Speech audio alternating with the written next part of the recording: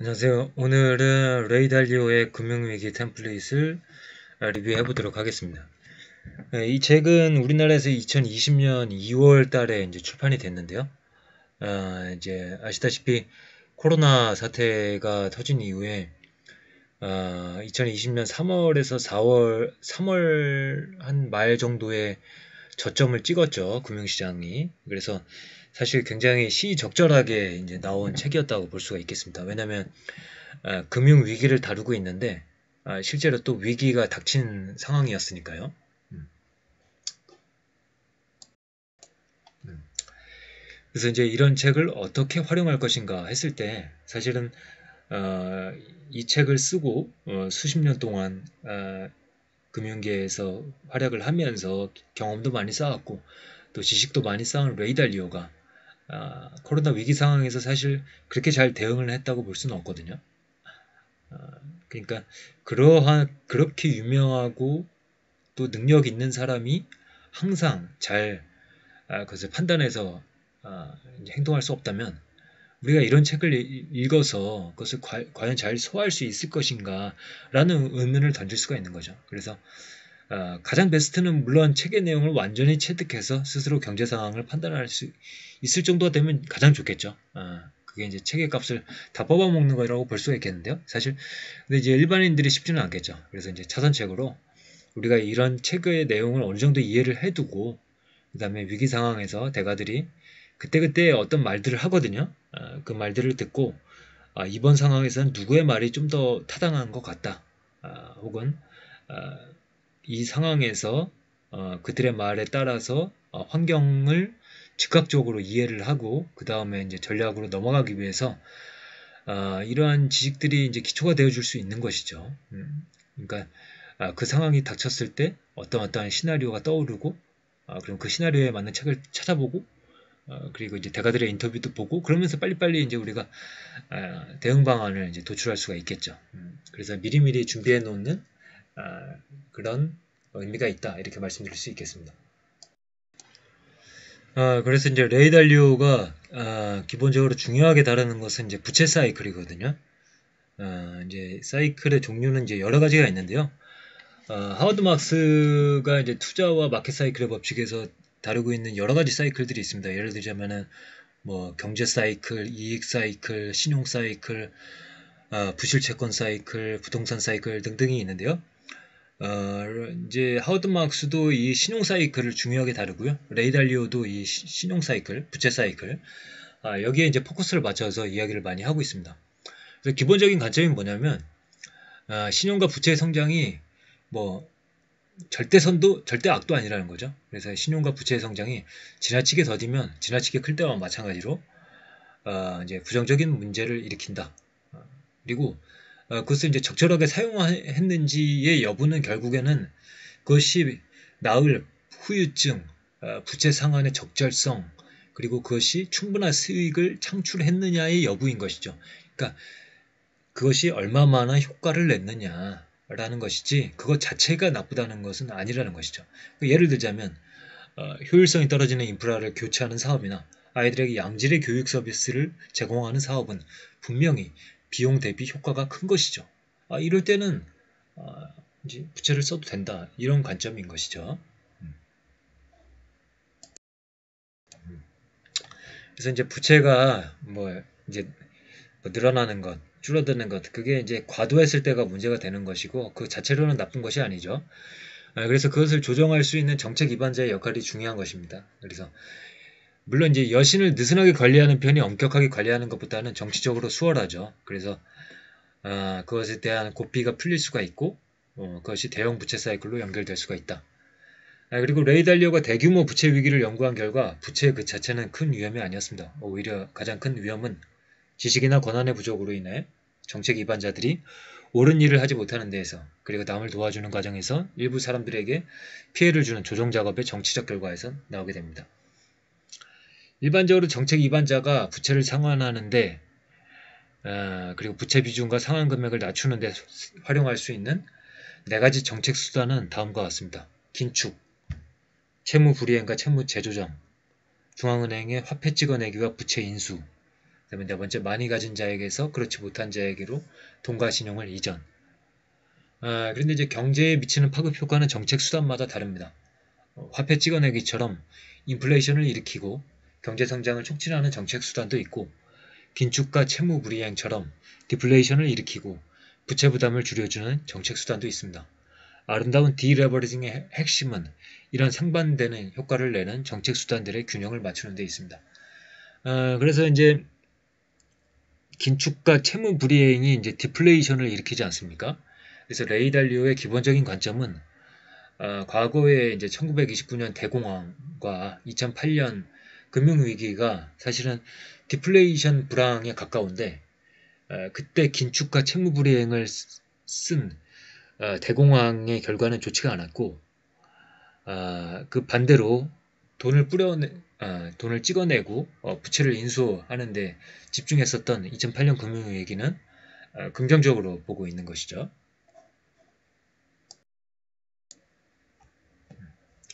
그래서 이제 장기 부채 사이클에서 이렇게 설명을 하고 있습니다. 사이클의 고점과 저점은 이전 사이클보다 경제 활동도 더 활발해지고 부채도 많아진 상태에서 마무리된다. 왜 그럴까? 그러니까 이 사이클이 근본적으로 왜 만들어지느냐 했을 때, 인간에게는 빚을 갚는 대신 돈을 빌려 소비하려는 성향이 있다. 인간의 본성이 그렇다는 거죠. 인간의 본성이 그렇다면 결과적으로 인간이 만들어내는 사회현상이라고 할 수가 있겠죠. 어떠한 사회현상이 만들어지느냐. 부채는 장기간에 걸쳐 소득보다 가파르게 증가한다. 이로써 장기부채 사이클이 만들어지는 것이죠. 장기부채 사이클의 상승 국면에서 대출기관은 빚을 많이 진 사람들에게도 기꺼이 신용을 연장해줍니다. 이것이 가능한 이유는 상승기에는 신용이 자기강화적으로 확장되기 때문입니다. 다시 말해 신용의 증가는 소비의 증가를 불러오고, 소비의 증가는 소득과 순자산의 증가를 불러오게 됩니다. 결국 채무자들은 더 많은 신용을 확보할 수 있게 되면서 소비와 부채가 한층 더 증가하는 자기강화적 과정을 밟아나가게 되죠. 그리고 또한 이제 은행들이 이제 은행도 결국에는 기업 아니겠습니까? 그래서 시장에서 시장 점유율을 높이기 위해서 과도하게 대출 기준을 낮추는 경향이 있게 되죠. 그래서 한 사람의 소비는 다른 사람의 소득이므로 소비 감소의 영향으로 소득이 감소하기 시작하고 사람들은 신용을 이용하기 어려워진다. 자산 가격 하락의 영향으로 은행의 신용 압박은 한층 더 심화되고 부채 상환 요구가 증가하면서 소비는 한층 더 감소하게 된다. 신용과 현금이 부족해진 기업들은 비용 절감에 나서고 주식시장은 폭락하고 실업률 상승과 함께 사회적 갈등도 심화된다. 스스로 대먹임되는 양상이 전개되면서 경기수층은 자기강화적 악순환으로 연결되고 이를 바로잡기 어려운 상황으로 몰린다. 그러니까 이제 장기부채 사이클에서 과도하게 올라가거나 과도하게 떨어지거나 이런 것들이 다 자기강화적이거나 스스로 대먹임 현상이 있다는 것이죠. 그러니까 상황이 악화되면 더 악화되는 경향이 있고, 상황이 뭐 좋아지면은 거기에 너무 많이 마음을 풀어가지고 나중에 악화될 수 있는 그런 요인들을 더 많이 쌓아나가게 되는 거죠.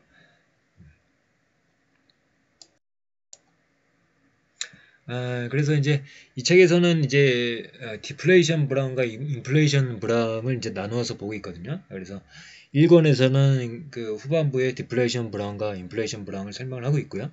2권에서는 이제 인플레이션 불황의 전형적인 사례에 속하는 2차 세계대전 당시의 독일을 다루고 있고, 그 다음에 이제 디플레이션 불황은 이제 과거 20세기 초 미국에서의 그 대공황, 그리고 2008년 금융위기, 그것을 이제 디플레이션 불황의 사례로서 2권에서 자세하게 다루고 있습니다. 그래서 이제 일단 디플레이션형 불황부터 먼저 보면은 이렇습니다. 지속 불가능한 부채의 상당량을 국내에서 자국 통화로 조달한 국가에서는 디플레이션 불황이 주로 발생한다. 그래서 화폐 찍어내기나 통화가치 하락 같은 적절한 경기 부양책을 동반하지 않은 채 채무제조정과 긴축재정 정책이 주를 이루게 됩니다. 이게 이제 1929년 대공황 때 이루어진 일이죠. 그래서 소득이 결국 채무제조정보다 빠른 속도로 감소하면서 채무자들의 부채 부담은 늘어난다. 그러니까 중요한 것은 부채를 줄이는 것도 중요하지만 그것보다 소득이 더 빨리 줄어들면 안 되겠죠. 그러면은 소득이 줄어들면은 그 부채를 갚을 수 있는 근본적인 능력이 이제 떨어지는 것이니까요.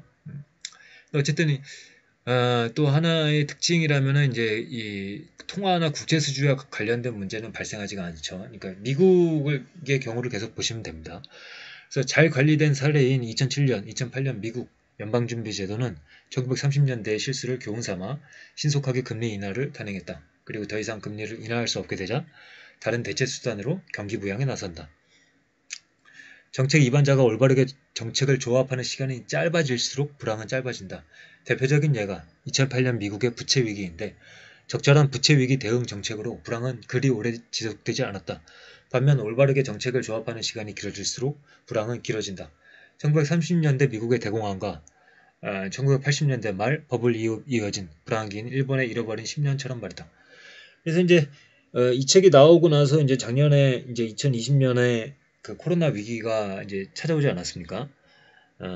근데 이제 2008년 금융 위기가 있었기 때문에 사실 금융기관의 체력이 그때 당시보다는 더 준비가 잘 된 상태였고, 또 2008년 이 성공 사례가 있었기 때문에 과감하게 또 이제 뭐 부실 기업의 채권을 인수한다던가 그런 정책을 과감하게 쓸 수가 있었죠. 그래서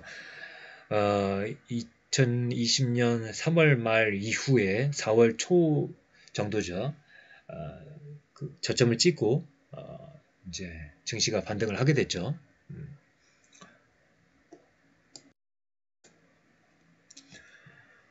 그래서 이제 레이 달리오가 보기에 통화 정책과 재정 정책을 신속하고 현명하게 시행할수록 결과가 평균보다 훨씬 좋습니다. 음. 이 두 가지를 조화롭게 시행하는 것이 제일 효과적이라 생각한다. 그렇게 하면 돈을 공급하고 그 돈을 소비로 이어지도록 하는 일석이조의 효과가 보장되기 때문이다. 통화정책만을 쓰는 경우는 돈을 쥐어주는 통화정책과 그 돈을 쓰게 하는 재정정책이 병행되는 경우만 못한 것이 일반적이다. 그래서 이제 위기 상황에서 물론 이제 우리가 이제 부채가 늘어나는 것을 한없이 방치할 수는 없겠지만은 위기 상황에서는 그것을 극단적인 상황이기 때문에 빨리 쓰는 것이 그 효과가 더 낫다 이렇게 보는 것이죠. 그래서 화폐 찍어내기와 자산 인수, 정부 보증 같은 정책으로 전환한 후 적절히 관리하면 불황, 추악한 디레버리징 국면에서 확장, 아름다운 디레버리징 국면으로 넘어갈 수도 있다. 중요한 것은 또 여기서 나오죠. 그렇다고 해서 돈을 지나치게 많이 찍어내지 않는 것이죠. 그래서 화폐 찍어내기는 두 단계로 진행됩니다. 1단계로 중앙은행이 부실기관에 유동성을 공급하고 그 다음에 2단계로 경기 부양 효과를 확대하기 위해서 대규모 자산 인수 작업에 나서게 됩니다. 어쨌든 긴축과 세금 인상은 모두 큰 실책입니다. 그래서 아름다운 디레버리징이 되려면 인플레이션, 경기 부양 세력이 충분히 강력해 디플레이션 세력, 경기 침체 세력을 상쇄할 수 있어야 합니다. 다만 인플레이션이 가속화되고 통화 가치가 하락하고 새로운 버블이 등장할 정도로 인플레이션 세력, 경기 부양 세력이 지나치게 막강해서는 안 된다. 그래서 이제 미국에서 최근에 이제 대규모 재정 부양 정책을 쓰고 뭐 뭐랄까 인프라 등에 이제 투자하는 그런 안을 통과를 시켰을 때 그것에 대해서 인플레이션을 염려하는 사람들도 있었죠. 이제 반면에 그 가능하다고 보는 사람들은 그게 이제 수요에서 견인하는 인플레이션이 아니기 때문에 그 인플레이션은 일시적인 현상이고 그것은 다 잘 제어가 될 것이다. 이렇게 보는 세력도 있었죠. 그래서 어쨌든 중요한 것은 중용입니다. 너무 지나치지 않아야 된다. 그러니까 한 가운데를 말하는 것이 아니라 그 상황에 맞게 적절하게 말은 쉽지만 어쨌든 적절하게 시행이 돼야 된다는 것이죠. 그래서 이제 대공황은 이제 레이 달리오가 보기에 추악한 디레버리징의 대표적인 사례입니다. 불황기에 정치권은 현명한 경제정책 시행에 걸림돌로 작용하거나 극단적 정책을 단행시키는 등의 행태를 보일 가능성이 있다. 정치권의 이런 행태는 중대한 위험 요인으로 작용해 불황을 심화시킬 수도 있다. 그래서 이제 대공황 때 그 금융 당국이나 그 대표적인 실수라고 보는 게 긴축을 했다라는 것이 문제라고 이야기를 하죠. 이건 밀턴 프리드만도 이제 이야기를 했던 거죠. 그래서 재정 정책에 대한 우려로 인한 긴축 정책의 강행은 대형 부채 위기의 불황 단계에서 흔히 보이는 대응책이다. 한 사람의 지출은 곧 다른 사람의 소득이기 때문에 지출 삭감이 소득 감소로 이어진다는 점을 간과하는 게 문제다. 결과적으로 소득 대비 부채 비율을 현저히 낮추려면 뼈아픈 지출 삭감이 동반되어야 합니다. 그래서 이제 대공황 당시에 미국의 후보 대통령은 간접 구제책으로 효과가 충분할 것이라고 확신했기에 추가적인 재정 정책이 필요하지 않다고 보았던 것이죠. 이게 굉장한 실수였던 거죠. 후보 정부는 부양책보다 긴축 정책과 디플레이션 수단에 지나치게 의존하는 초보적인 실수를 저지르면서 고통을 걷잡을 수 없게 만들었던 것이죠. 그래서 이는 대형 부채 위기에서 흔히 볼 수 있는 광경입니다. 정책 위반자들은 몇 년에 걸쳐 부채를 줄이려고 디플레이션을 유발하는 정책 수단을 사용했습니다. 하지만 결코 부채 감소와 긴축의 부작용으로 매우 힘들기만 할 뿐 원하는 것을 얻지 못했죠. 그리고 또 하나 중요한 것은 금융기관을 구제해주는 역할을 하는 정부에 대한 분노가 불안 국면에서 나타날 수 있는데요. 사실 이런 혼돈 속에서 은행들마저 기능이 정지된다면 분명 전체 경제가 마비될 것이라는 것. 그래서 2008년 때 리만 브라더스가 이제 파산을 하지 않았습니까? 그것이 이제 실수다라고 보는 관점도 있죠.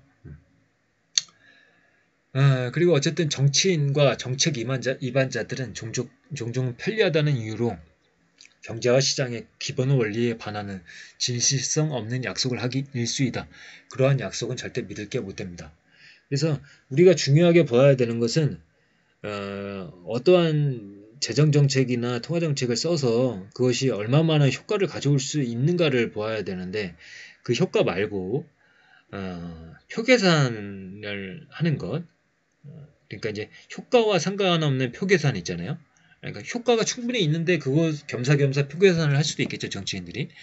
근데 그게 아니라 국가적으로는 효율적인 정책은 아닌데 표계산을 위해서 하는 것들, 그런 것들은 우리가 예리하게 진단을 해서 어떤 진영에 속해 있느냐와 상관없이 그 정치인을 꾸짖어야 하는 것이죠.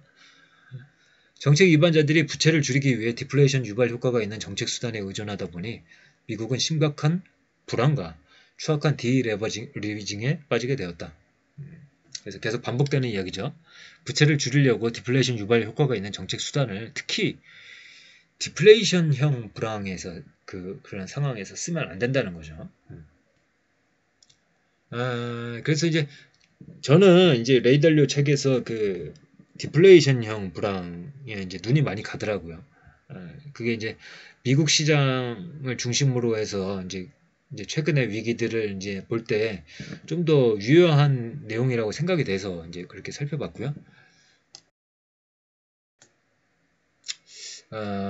계속 그 내용을 잠깐 보면은 근본 이제 포기, 통합 발행, 예금자 보호가 루스벨트 대통령이 해온 가장 영향력 있는 정책 조치였지만 이는 취임 후 처음 6개월 동안 쏟아져 나올 정책 중 시작에 불과했다.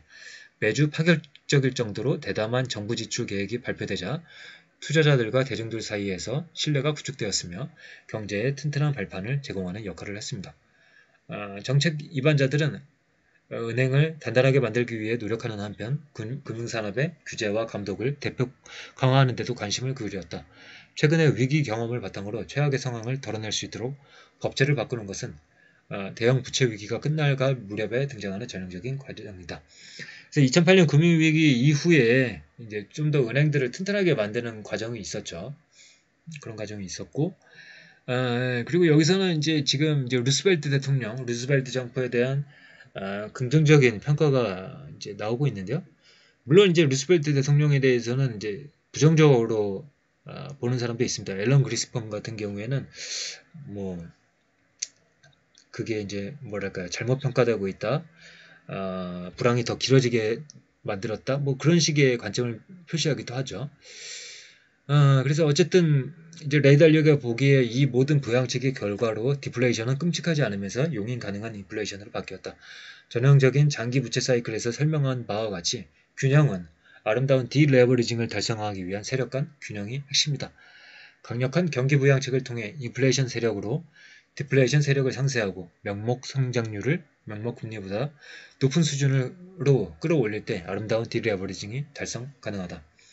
그래서 제가 느낀 전반적인 감성은 이렇습니다. 정치가 무지하게 중요하다는 것, 정치가 경제를 잡아먹을 수도 있다는 것, 정치인들은 정치적 목적을 달성하기 위해 경제를 얼마든지 망가뜨릴 수도 있기 때문에 시민들의 감시가 필요하다.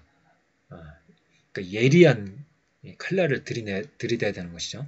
맹목적으로 자신이 지지하는 정치인들의 정책을 무작정 이제 옹호하면 안 된다고 이제 보는 것입니다.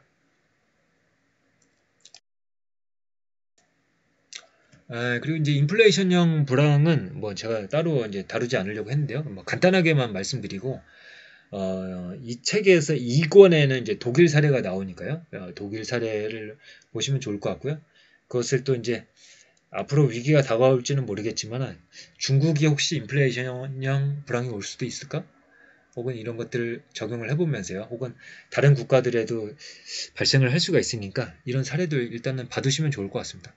외국 자본에 의존해 상당량의 부채를 외화로 조달한 국가에서는 주로 인플레이션형 불황이 발생한다. 외국 투자자들이 투자금을 회수하여 해외로 반출하게 되면 대출과 유동성이 시장에서 자출을 감추게 된다. 이로 인해 통화 가치가 하락하게 되면서 인플레이션이 유발된다. 외화 부채가 많지 않은 준비 통화 국가에서도 인플레이션형 불황이 발생할 수도 있습니다. 물론 심각한 수준의 인플레이션형 경기 침체를 겪을 가능성은 훨씬 낮죠. 하지만 경기 부양책을 과도하게 반복적으로 시행한 경우에는 발생할 수도 있습니다. 어떤 국가든 자국 통화를 벌이고 자본이 빠져나가는 상황이 발생하면 그렇게 연결될 수도 있는 것이죠. 자본 유출의 영향으로 인플레이션과 경제 성장률 사이의 상충관계가 더 심해질 수 있습니다. 준비통화국이라고 예외는 아닙니다. 준비통화국가가 경제 성장률을 높이기 위해 대량으로 화폐를 찍어내서 높은 인플레이션을 허용한다면 통화 수요는 더욱 줄어들 것입니다. 그리고 투자자들이 해당 통화가 부의 저장수단으로 바람직하지 않다고 인식하면서 준비통화국가의 지위가 흔들리게 되고 딜레버리징 과정이 인플레이션 유발형 딜레버리징으로 바뀔 수가 있습니다. 그래서 제가 작년 그 코로나 위기 상황에서 인플레이션형 불황을 이제 유익 있게 보지 않은 것은 미국의 사례를 봤을 때 미국에서 돈이 빠져나가고 투자자들이 미 달러화가 부의 저장 수단으로 바람직하지 않다고 인식하는 상황이다. 그렇게 볼 수는 없다라고 보았기 때문에 이것은 적절한 상황이 아니다라고 판단이 돼서 보지는 않았습니다. 하지만 언제든 뭐 그런 상황이 발생할 수도 있겠죠. 어떤 국가든지 간에 말이죠. 그래서 아까 말씀드린 대로 서두에 말씀드린 대로 이 책을 보면서 여러 가지 시나리오들에 대한 특히 3권에 가면은 이제 더 다양한 국가들, 더 다양한 사례들이 나오거든요. 그래서 그런 사례들을 알아두고 그 시나리오들을 다 알아둔 다음에 그 다음에 어떤 위기가 닥쳤을 때 그런 시나리오들을 생각해 보면서 그 내용이었지 하면서 책을 빠르게 살펴보면서 즉각적으로 대응할 수가 있는 거죠. 위기 상황에서는 빠르게 움직여야 하기 때문에 말이죠. 그러면은 이 책도 이제 한번 이제 어떤 그 사이클에 관련된 책 중에서는 뭐랄까요, 뭐 하워드 막스의 아까 말씀드린 투자와 마켓 사이클의 법칙, 그 책이나 혹은 뭐 앙드레 코스톨라니의 책들, 그런 책들도 이제 사이클을 많이 다루고 있죠. 그런 책들과 더불어서 같이 보시면은 도움이 되실 책이라고 생각하고 있습니다. 그럼 오늘의 리뷰는 이것으로 마치도록 하겠습니다. 감사합니다.